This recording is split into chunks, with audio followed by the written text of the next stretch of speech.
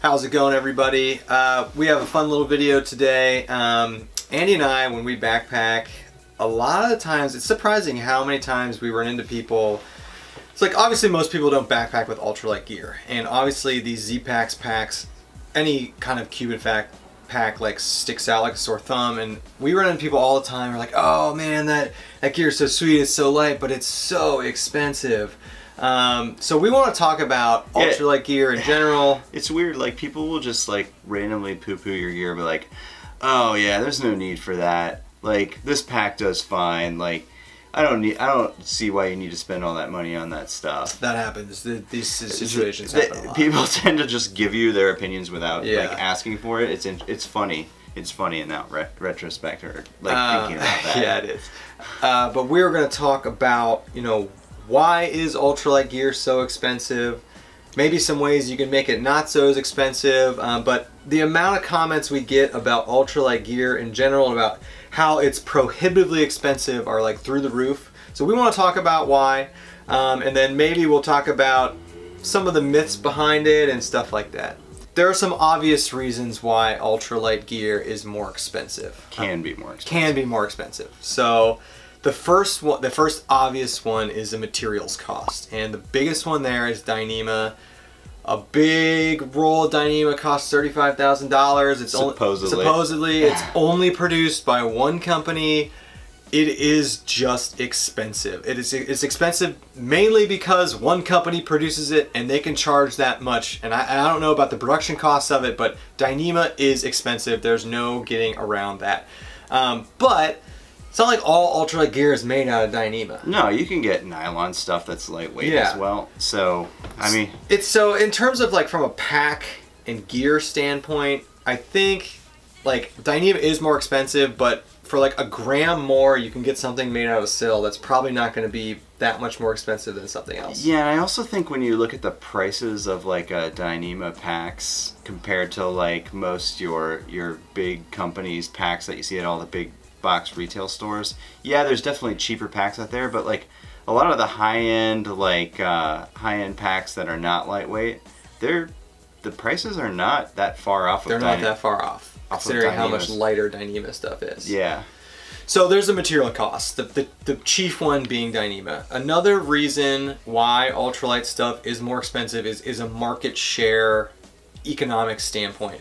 There's a lot less ultralight gear being sold. A lot less. It's not mass produced necessarily. Not mass produced. It's not mass produced at all, and we'll get into that as being a pro, but it's not mass produced. They don't sell as much of it, so they have to make more money on the ones that they do sell. That's an economics supply and demand argument that it's a niche industry right now.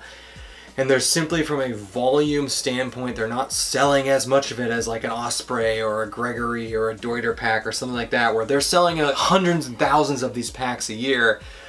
There's just not the market share there for ultralight stuff currently.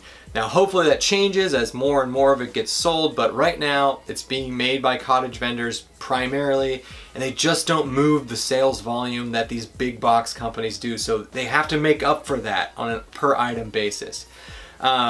This gets into another reason, like outsourcing as well. Yeah. So you look at materials, you look at market share, and you can look at manufacturing. So ultralight stuff by far is made by cottage vendors, made in the United States. There's exceptions to that. There are exceptions to that. Some cottage companies do outsource some of their manufacturing, and you do actually see that in the prices too, because you can see some ultralight gear that is significantly cheaper, and it's because it's outsourced, and that's fine. I mean, it's just, you do notice that.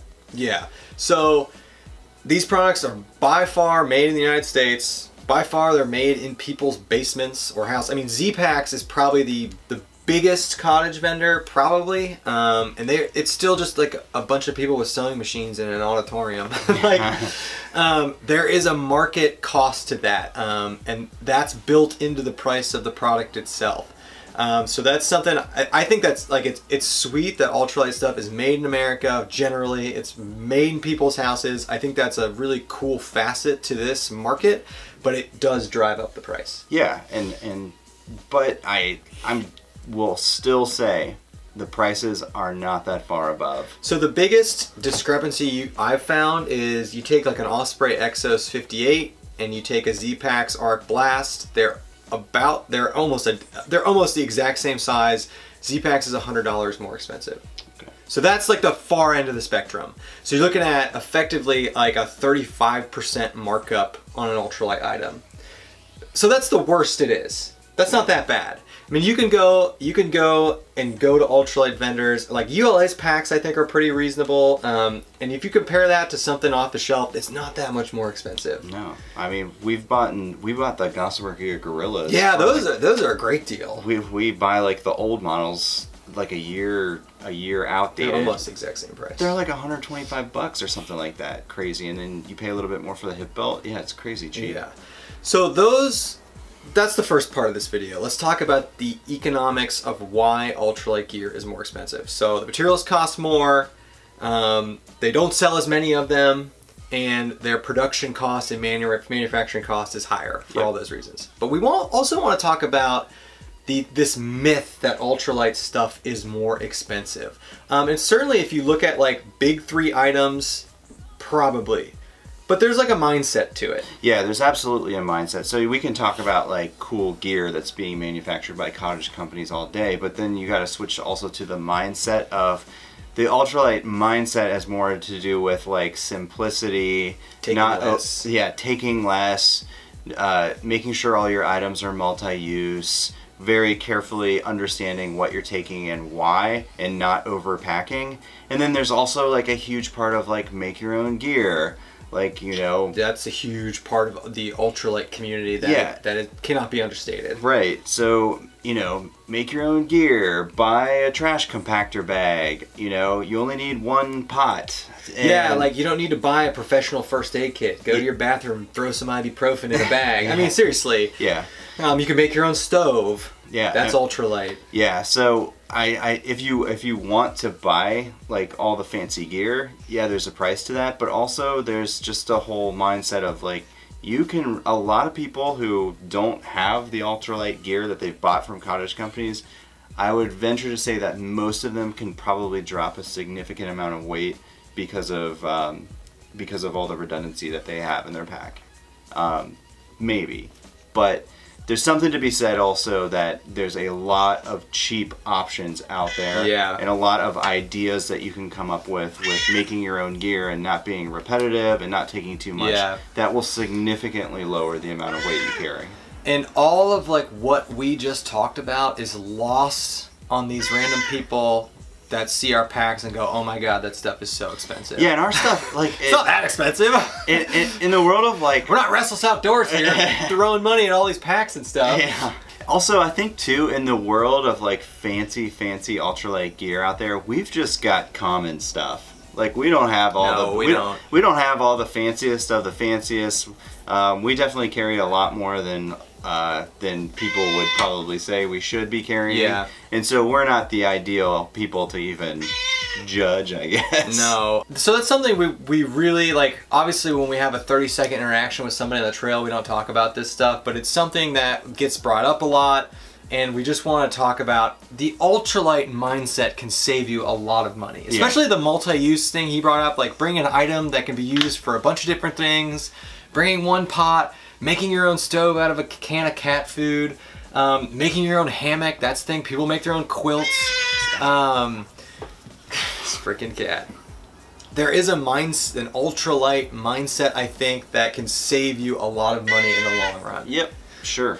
So, summing it up, de facto ultralight gear, especially the big three, is usually more expensive for economic reasons. Yep. But if you take an ultralight mindset, if you really think hard about the gear you're bringing, you can save a ton of money, and then you can buy that Z-Pax pack or whatever you want, or I don't know, all the lighting equipment. You know, the really nice, expensive stuff from Cottage Gears. You can save money by saving money on the rest of your kit and to buy that stuff. So I don't know, I think that's an important message. And like always, support cottage vendors. I don't know. Yeah. Just support them. I mean, it sucks paying more money for their stuff, but the stuff's better, and you're supporting, you know, American entrepreneurship, and I think that's important. Yeah. I don't know, that can't be understated. So yeah, there's a sunk cost to that. Yeah, I mean, if you're going to be, you know, buying a piece of gear, do some research on it. Who's making something similar?